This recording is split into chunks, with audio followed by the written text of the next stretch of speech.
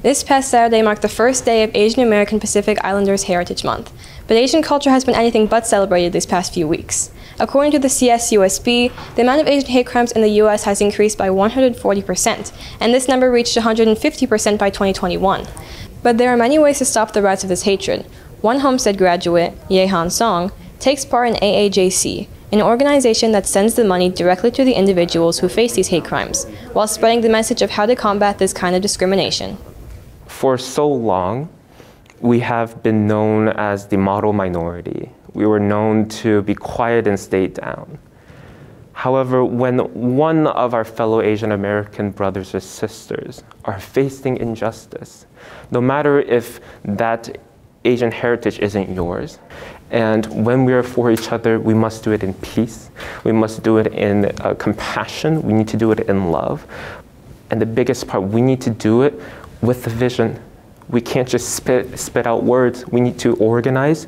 We need to take one step at a time and hope that the next generation can carry on that. You've probably seen on social media a lot of people are reposting pictures now showing the Asian hate crimes going on. Do you think this is a good way to spread the message, or is there a better way to help out the Asian community? Yeah, it's kind of like a double-edged sword, you know? There's a pros to it, but there's also cons to it. So what I want to encourage is don't just stop there. Social media can only get the word out. However, the word needs to continue. It needs to spread. It needs to go from one person to one person, not just from ear to ear, but from ear to heart. That's when we need to reach out to our organizations, to the government, to people who have the platform to talk about it, to lead it, to help one another. So I truly believe social media can help us, but that shouldn't be our main weapon or our main source of solving this.